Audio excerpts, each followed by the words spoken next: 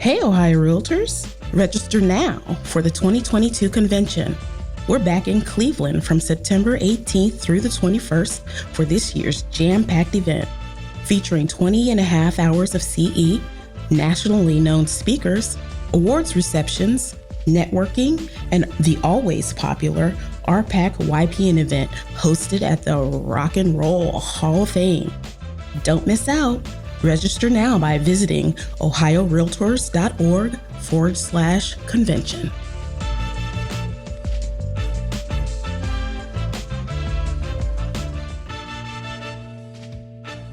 Welcome to the Real View podcast, where Ohio Realtors connect you to innovators and influencers, keeping you with the real view of real estate.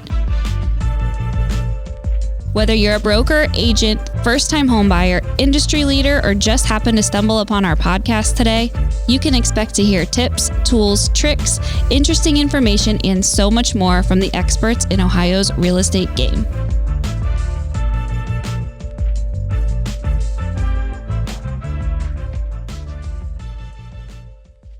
Hi, everyone. Welcome back to the Real View podcast. I'm your host, Allison Wiley. With us today is a very special guest, Logan Mohtashami. He is the lead analyst for Housing Wire. He is a personal favorite here at Ohio Realtors. We love his podcast. We love the work that he does with Housing Wire, giving us all of the insights on today's housing market. And if you haven't ever listened to Logan and some of the work that he does, definitely check it out. He puts out podcasts all the time, giving you real-time information and insights into the housing market. So we are super excited to have him on today. Logan, welcome to the show. It is great to be here. Thank you for having me. Of course. And usually I like to ask our Real View question. However, I think today we are going to skip that just because I want to get the most out of the time that we have with Logan here. And I really just want you guys to hear from him because his insights and knowledge is going to be really, really cool to hear today. So I think we're just going to dive into the show. I want to hear a little bit about you, Logan. Tell us about yourself, what you do. I know I mentioned a little bit, but tell us how you got involved in your career and what that journey's been like so far. So my family has been in banking since the late 1950s, and I kind of started my financial career in 1996 in the stock market and working for our family's mortgage company.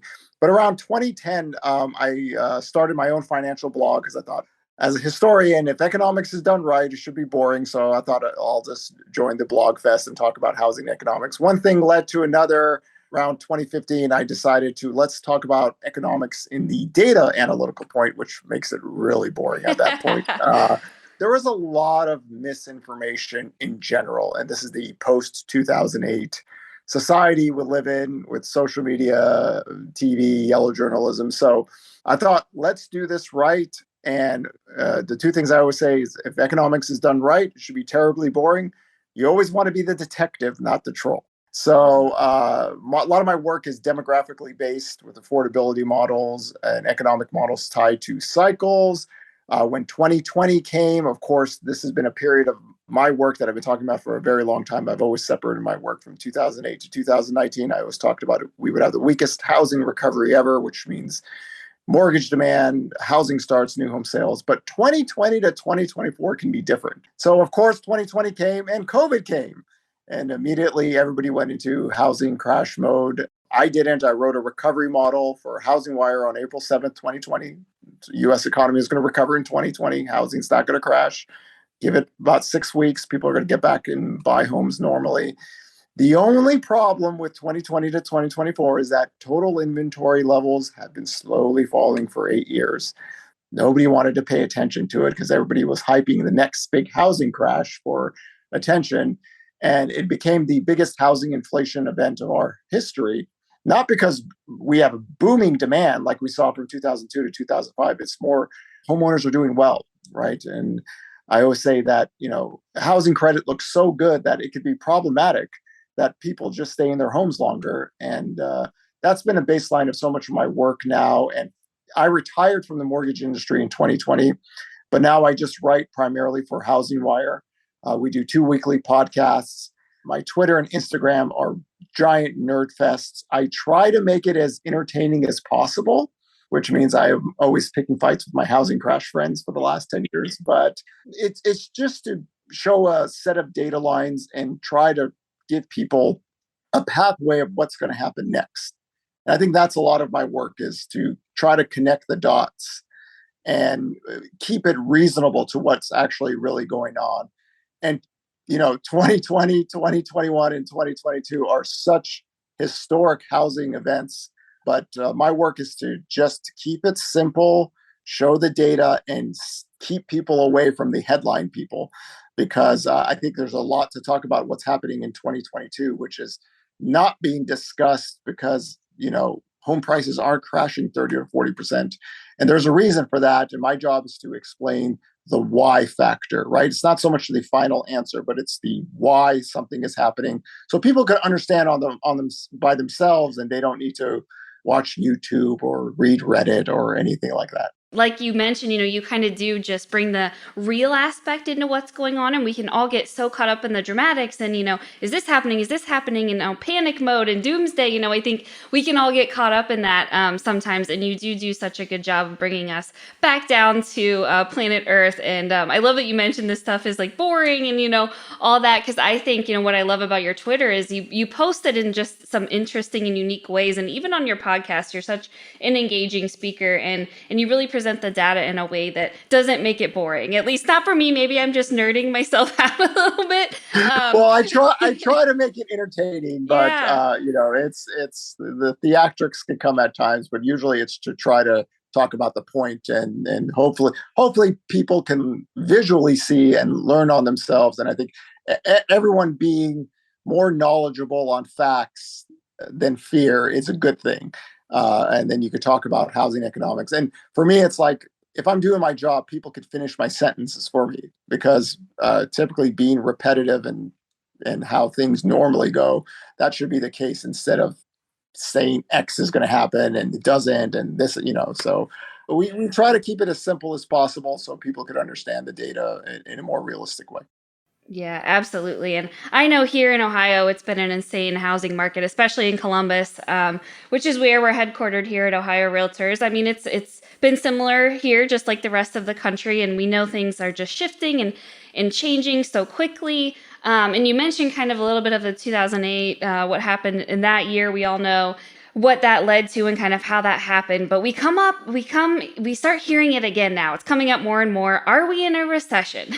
And then how do you, and knowing what you do in your role and how tapped in you are to this industry, how do you measure a housing recession, and what are some of the factors that go into that? 2008 economics, or housing economics, or credit profiles is my specialty. So how I try to explain to people why this isn't 2008, it's such the opposite, is this, and it'll go into the housing recession discussion. In 2002 to 2005, we had a massive credit boom. Sales were rising, housing starts were rising, housing production was going up with prices. And then in 2005, the housing data peaked. And then credit started to get tighter, which means home sales were going to decline in a big fashion. The difference between now and back then that nobody wants to talk about is housing credit was deteriorating in 2005, 2006, 2007, and 2008. When I talk about deterioration, is that people were filing for foreclosures and bankruptcies while the unemployment rate was falling. Historically, an anomaly, right? But if you understand the debt structures, and this to me has always been the missing link of all housing discussion this century, unless you're versed in credit risk profiling with residential lending, then things might not look normal to you. But for me, it was, you saw the deterioration in credit, then the job loss recession happened. So here was the exact opposite. And I like to show credit charts. Bankruptcies and foreclosures had been falling since 2012, and going into 2020, it looked fine, right? So housing's back to its traditional self. Fixed debt payments, rising wages, cash flow gets better. So what occurred is 2012, 2016, 2020, and 2021, so many people refinanced, right? So their cash flow got so good. So I always say homeowners have it great. They have a fixed long-term debt payment. Their wages have been rising for years, and they've lived in their homes longer. And I think this is another key point.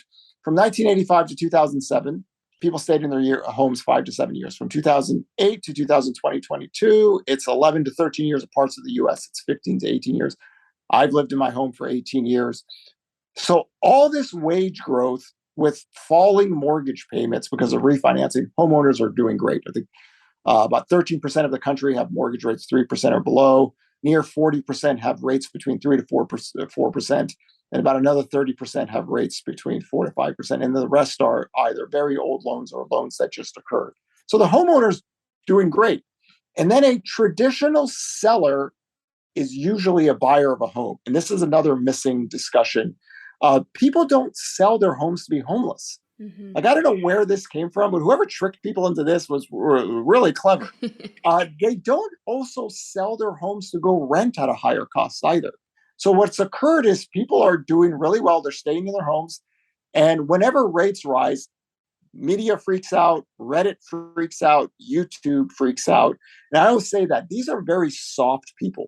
Like, they get very panicky very fast. Mm-hmm. So here is 2022, the lowest inventory levels ever recorded in history. Mortgage rates were low, and I was like, oh God, home prices are about to take off again. And we needed like higher rates to cool this market down, because I'm not worried about homeowners foreclosing before a recession or stuff like that. What's happened with housing this year is mortgage rates have accelerated so much, so fast, and then home prices accelerated so much, so fast. And oddly enough, that was my biggest concern. January of 2021, I've had to deal with a group of people. I call them the forbearance crash bros. It's a bunch of guys on YouTube who basically every year they have some reason that housing is going to crash. So knowing that this was going to occur in September, I created the term in September of 2020, forbearance crash bros. Here's a bunch of guys that are going to say housing is going to crash. And I'm like, oh my God, home prices are about to take off again. And home prices accelerated much faster now than even during the housing bubble years. And that's because inventory is much lower. So total listings in 2005 were 2.5 million. That's before the massive increase in inventory due to forced selling. Here we started the year at 870,000. This is the NAR data. Currently, we're at 1.31 million. That's it. We are basically near all-time lows, even with the massive increase in home prices and mortgage rates. Why? Because homeowners are doing well. There's a set of traditional listings that happen every single year, but they don't panic sell. Panic sells are stock traders, Reddit people, and YouTube crash addicts. And they don't sell their homes either. They tell people, this is going to happen. So here we are. We're kind of stuck where we're trying to work ourselves back to 2019 inventory levels, and that'll be a more functioning marketplace. That's always been my target in my work from Housing Wire. So then I do economic cycle works. So I raised my 5th recession red flag for housing in June. So when I think about housing recession, a recession is when total activity falls, production falls, incomes fall. That is traditionally what a recession looks like in the general economy. The general economy is not in that, but housing definitely is. And a lot of this had to do with the massive home price growth that we've seen, because we don't have a fake credit boom anymore. Like, affordability issues are real. So since the summer of 2020, I said, if bond market or the 10-year yield goes above 1.94%, which is just basically 4% plus mortgage rates, the housing market is going to slow noticeably. But I said, if home prices, the only thing that could ruin 2020 to 2024 is if home prices grow above 23% nationally within 5 years. It happened in 2 years. So we got caught in a very bad place because we didn't have enough product. And we had this massive housing inflation with prices and rents.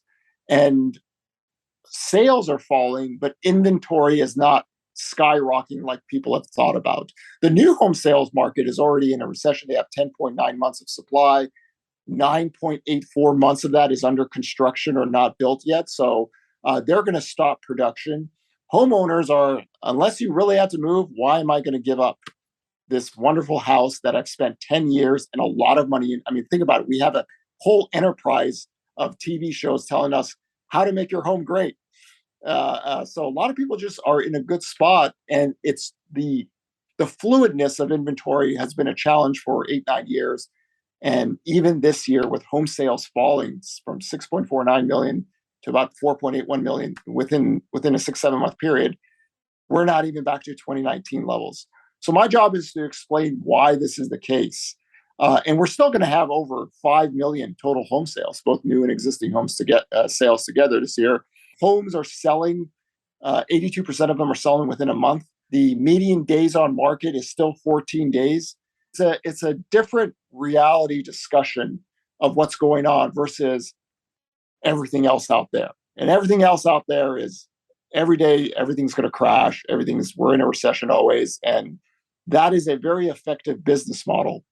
But that's why I always go back to housing economics or economics in general. If it's done right, it should be terribly boring. It's really not designed to be this, theatric show every single day. But the business model of theatrics versus boring economics, it clashes all the time. What do you see happening over the next kind of second half of the year here? I know we're almost into the fourth quarter already, which is crazy. What do you see kind of playing out for the rest of this year? And I know you mentioned into 2024. If you had a big crystal ball and had to look into that, what are some predictions that you think? You think the trends we're seeing as far as inventory and challenges with that will still be around? And then mortgage rates. I know the most recent reports out of NAR said they're starting to begin to stabilize, which I think is good news for any individuals out there looking to get a mortgage. But what are you seeing for the next couple months here and even into the far future? So one of the things I was concerned about the second half of 2022 was new listings declining at a faster rate than what we saw the last 2 years. And that's what's happening. It's happened and started in July. So even when mortgage rates fell 1.25% from the recent peak, new listings are declining faster year over year now. So basically, inventory is very seasonal. It rises in the spring and summer, and it falls in the fall and winter. Usually that happens in October. So since new listings are declining on a year-over-year basis, the growth of inventory is slowing down now. Regarding mortgage rates, I'm a bond market guy, and the history of the bond market and mortgage rates after 1982 is that when economic data gets weaker, you find a peak in mortgage rates and bond yields. And then typically what happens is rates fall into a recession. And what happened during COVID was that people didn't realize how many people were still working during COVID. So even my economic friends on Twitter, when we had technically 20 to 30 million people unemployed in forbearance or could not purchase a home, and I was like, listen, give it a few weeks, home buying will come right back. People go, how are people buying homes with millions of people unemployed? Well, I said, you forgot the 133 million people working. I said, that's a lot of people, and mortgage rates are low now. So when we think about the next recession, when it happens, because all 6 of my recession red flags are up, so I'm looking for the next economic break in data. Always realize that the majority of the country is always employed, and the majority of home buyers are always employed, and the majority of homeowners are always employed. So if you have 155 million people working and 2 to 3 million people lose their jobs, you still have 150 million people working. And when rates fall, it helps the buying process. The problem I have is that inventory is so low that I just want to get back to 2019 levels. 2019 levels, by the way, is the 4-decade low before 2020. Wow. And we're just trying to get back to that. And we're just trying to get back. So I try to like find creative ways to explain to people this. And I say that, before the housing crash in 2006, or when inventory skyrocketed, we had 2.5 million listings. At the start of this year, it was 807,000. So we were 1.6 million listings off before, back 2005 levels.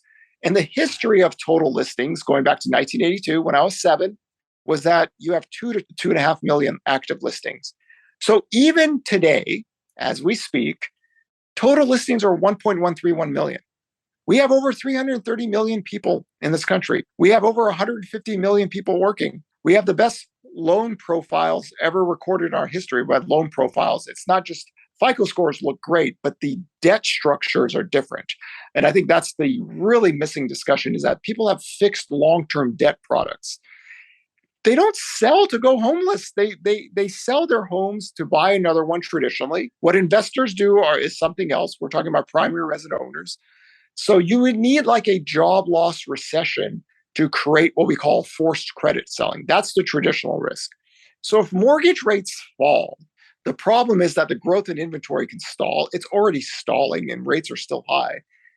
And we could be stuck. The reason I like 2019 levels is that 2019 inventory levels, we had 30 days on the market. That's a normal functioning marketplace.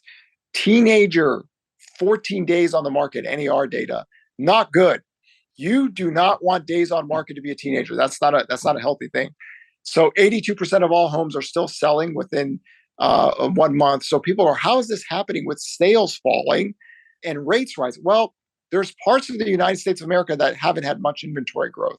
So everyone focused on Phoenix, Boise, Austin, Reno, and they think that's the entire housing market. Where other parts you see inventory growth, it's just not a lot. So there are different regional factors in housing, but the problem has always been the same. Inventory has been falling for 8, 9 years, actually since 2014.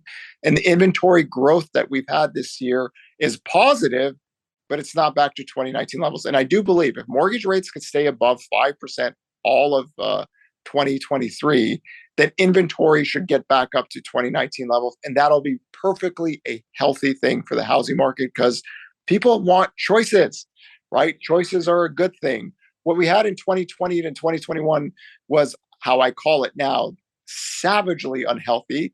And we saw that earlier in the year. And I said, this was like the worst housing market I've seen post 2010, just because there wasn't enough product. And we forced people to bid against each other for housing. That's never a good thing because it's shelter. It's not like an iPhone or an Xbox that you're trying to buy. Everyone needs somewhere to live. And this is why rent inflation is taking off. And we just got caught in a very bad place. And we see this massive housing inflation. So homeowners are doing fine. They're great. If they needed to sell, they have a lot of nested equity, but it's still a struggling market for buyers. And then on top of everything else, mortgage rates went up 3% within a year, which never happens. So we're dealing with a lot of dynamics that we historically have not dealt with just because total inventory levels broke to all-time lows in 2022. Geez, we got to get that inventory up, man. I know Yeah. I'm preaching to the choir here.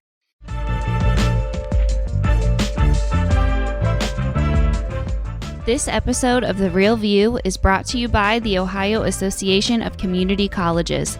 Ohio's network of community colleges provides accessible training that accommodates the busy lifestyles of aspiring real estate professionals at half the price of a traditional university. With convenient locations in every part of the state, as well as online options, Ohio's community colleges are your smart choice for pre-licensing education.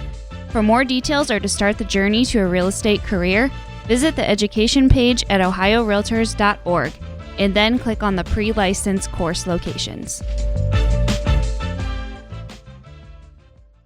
I want to switch gears and ask kind of a more Ohio-specific question. So Intel is coming to the city. The groundbreaking, I believe, is happening September 9th with President Biden coming into town. For that, they are going to be building the largest chip manufacturing plant here in Licking County, Ohio, just about 20 minutes outside of Columbus, bringing thousands of jobs, thousands of temporary jobs, retail booms. How is this going to impact maybe the Ohio housing market, the Columbus housing market, and what does a giant company like this coming into a smaller community mean for housing from what you've seen before? Whenever you have a big company come in, that means a lot of workers, if they're not living in the local area, are going to come in and start working. Because when you're talking about plant work, you're talking about people going in there and actually producing something. So it's different than, let's say, it's somebody that could work from home. So in a sense, you need more shelter, and which means you're going to have more workers who are going to have good wages competing with other people. This actually goes to a bigger talking point I've had for a very long time. When I used to go to conferences in the previous expansion, I used to say, we're humans. We're not very complicated. We rent, we date, we mate, we get married. 3.5 years after marriage, we have kids. We need a bigger home. So if you're looking at having an Intel plant come in, you're going to have more workers that need shelter. So either rent or buy, stable long-term jobs, and there you go. So the need for shelter grows whenever you have a new company come in, and I think there's just going to be more fighting for the properties out there, whether it's rent or home buying. That's what happens. You need growth where the growth is, where the jobs are, and then population, people move. And one of the things, even before COVID and even before the work from home model, I thought this decade would have more people moving just because you're going to have more people ages 30 to 39. People start to get married at 28 to 29. So then the kid process happens in the 30s. So people move from expensive areas to cheaper areas. And now you have a well-known company who's going to provide a lot of jobs with good paying jobs. So that will boost the home buying in the local population, especially if you get more workers coming in. And if you're already below 2019 inventory levels, it just means more competition. Yeah, going to be interesting to watch. Definitely something I know we keep our eye on here at Ohio Realtors. Logan, is there anything that's surprising you or that has surprised you or that you think is surprising about where the market stands today and maybe where we're heading? When I talked about 4% mortgage rates impacting housing, one of the things I saw this year is that 4 to 5% mortgage rates weren't doing the damage I thought it would do. And on Twitter, every Wednesday, I go over the mortgage purchase application data because I think that's the best forward-looking data we have. But 5 to 6% mortgage rates did the damage that I thought 4 to 5% mortgage rates do, which means that if mortgage rates fall toward 4% again, you're going to have more buyers come into the system. And if we're not at 2019 inventory levels, that means there's a risk of the inventory growth that we've seen slowing, pausing, or reversing. Reversing would be bad. We'll have to see how that works out. But I was actually very surprised that 4 to 5% mortgage rates didn't do the damage I thought, but 5 to 6% did. I'm a big believer of balance.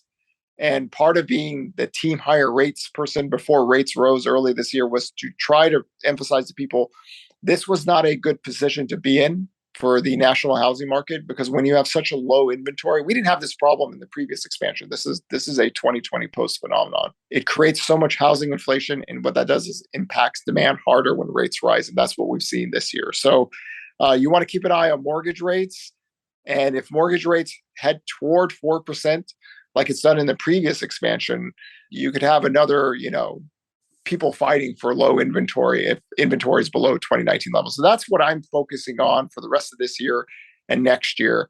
But slow inventory progress is the name of the game, right? And I'm hoping that next year, and I do believe this, that we can get inventory levels back to it. And how I've written about it on Housing Wire after 2020 is 1.52 to 1.93 million. Total listings, national NAR data. If we just get back to there, we have a functioning market again. So we're not there yet. Of course, we're far from the 1.93 level. But if rates stay high enough, there's slow progress, and then we get more choices for everyone, right? Which more is for good. buyers. And like you mentioned, I mean, the thought of maybe the biggest purchase that someone will ever make in their life happening in like 14 days, in a matter of days, you're shelling out, thousands, hundreds and thousands of dollars, on something. It is a little crazy, like when you think about it in that way. There's a reason why the home buyer confidence index collapsed to all-time lows. Nobody likes bidding for housing. Everyone likes no competition. A lot of people said, well, look at that. That index means nobody wants to buy a home. No, the index is a lot of people wanted to buy a home. They just didn't want to bid against everyone else. And, I tell people, we finally paid the price for not having enough product for home buying and home renting. Even though the data was showing this for many years, that there could be a problem, in years 2020 to 2020. And the reason I use that period is the biggest housing demographic patch ever recorded in history right now, ages 28 to 34, first-time home buyer age is 33. So naturally, you get a little bump in demand. That's what we saw. That little bump had the potential of driving inventory to all-time lows. It did. COVID had a part to do with this. And then on top of everything else, the work from home model created housing inflation from expensive states into cheaper states. And those states didn't have the inventory for the higher income people. So it just became a hot housing inflation mess out there. And a lot of that has to do with inventory breaking to all-time lows, which still to this day, as I did on my Twitter account today, Tried to show Wall Street stock traders they don't know what they're talking about. They're talking about there's an inventory surge, and I'm like, we're not even really at the high levels of 2020. I don't think that's a surge, and that's the world we live in. So myself and maybe a few others, we try to keep it simple and data oriented, but we know that we're pilgrims in an unholy land now, but we try our best. Yeah, no, lots of great stuff, Logan. I want to wrap it up with kind of one final question here. Is the American dream of home ownership still achievable today? Absolutely. I mean, a lot of people said millennials don't buy homes. Millennials started buying homes in 2013. And guess what? When they got to their home buying age, they're the biggest home buyers in America today, right? They are normal people. They're not, people like to think, oh, they're different than the boomers. No, they're not. They just do things a little bit later in life. Gen Z will be the same way. People don't realize how big the millennials and Gen Z are. You put those two together, they're bigger than the total population in Japan. And those households need shelter. So they have to live somewhere, especially if they're employed. So home ownership rates is a big part of my work. The percentages, the long-term forecast, they look perfectly normal to me. In fact, before 2020 came, I said, we should get home ownership rates back up to 66.21% by 2022 to 2026. We're heading that way. So everything looks normal to me. There's a group of workers in this country that just simply don't make enough money to be homeowners. That's about 1/3 of the society, service sector workers. If they're part of a dual household income, that could be a possible home ownership. But yeah, I mean, millions and millions of people buy homes every year. It's actually really rare in America to have total home sales below 4 million post 1996. In the late 70s to early 20s, where the baby boomers started, buying, it was, we went from 2 million home sales to 4 million, and then we came back down to 2 million here. It's actually really rare to have home sales under 4 million total. So yeah, people buy homes every year. Nothing abnormal about that. People who have jobs, they have kids. It's normal. So we're not like some weird alien. Millennials are just like the baby boomers. They just do things a little bit later in life. Yeah, and I know one thing too, and we'll wrap it up because I know we're going a little bit long, but the student loan forgiveness that is going to affect millions of Americans, many of them of that millennial age. Do you think that is going to have an impact on the purchase of homes? Not really. And this is actually a big part of my work in the previous expansion. The student loan debt crisis was very overhyped because it's a political economic thing. And so I try to show the data on this. Majority of student loan debt is actually 17K and under. And the people that are stressed are actually 10K and under. And the people that are 10K and under, a lot of the stressed are actually college dropouts. So a lot of people said that millennials can't buy homes, student loan debt crisis. And then 3 hours later, that same person go, we don't have enough homes. Millennials are buying homes. We need to build more homes. Okay, in a coherent world, you can't have that same mindset within the same day. So if you look at student loan debt, college-educated Americans who finish college, they go start working. They typically have the highest income, highest assets are home buyers.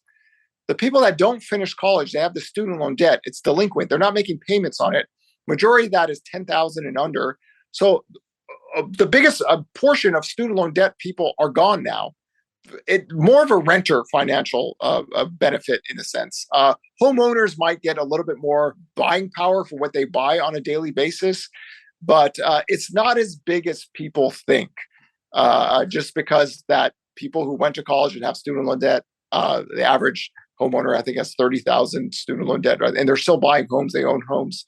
So the topic became this ideological thing between conservatives and liberals, and everyone missed the actually data point. And I wrote this in 2019, like trying to show people, why are millennials still buying homes that went to college? Well, they make money, right? So people make money, they buy homes, they low mortgage rates, not too shocking. So I don't believe this is going to be a very big issue or a big plus for housing. But I think for renters, you get a little bit better cash flow. For homeowners, a little bit of better cash flow for sure. Awesome. Well, Logan, this is so fantastic. I could keep going. I have like a million more questions I want to ask you. I'll have to bring you on another time, but this is so awesome. Great insights into where we stand today in this housing market. And I appreciate you joining me. Thank you so much. My pleasure. Ask anytime. And always remember, economics done right should be terribly boring. Yes. And Logan, tell us again where we can find you on social media and on your website. All my work is for Housing Wire, HW Plus. If you wanted to use a code, Logan VIP50 could get you a code on HW Plus. I do 2 podcasts a week now, Sarah Wheeler and myself. That comes out Thursdays and Mondays. My Twitter account, which is my name, Logan Motoshami, and my Instagram account, Logan Motoshami. If you really want to be nerd out, my Instagram stories are all just economic data. So those areas there I talk about all economics, not just housing. But Housing Wire has all my work, and my blog, loganmotoshami.com, stores all the podcasts there. So if you wanted to just listen to the podcast, they're all stored there. I don't write for my blog anymore. There we talk about everything twice a week now because economic data has gone crazy wild. So there's a lot to discuss. Yeah, well, awesome work. Thank you again to all of our listeners. Thank you guys for tuning in. We'll talk to you next week. Thank you for listening to The Real View. That wraps up today's episode. You can keep up with the latest on the podcast at ohiorealtors.org/therealview and on Apple or Google Podcasts, Spotify, or wherever you listen. Have questions, comments, or suggestions? We want to hear from you. Email us at podcast@ohiorealtors.org. We'll see you next time.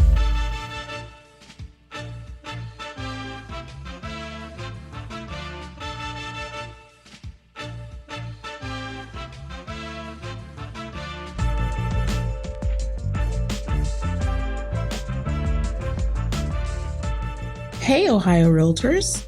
Register now for the 4th Annual Broker Summit, happening October 18th in Westerville, Ohio. Plus, make sure to join us for the all-new Team Summit, happening the day before the Broker Summit. That's right, 2 straight days of learning and networking just for you. Don't miss out on this important opportunity. Register today by visiting ohiorealtors.org.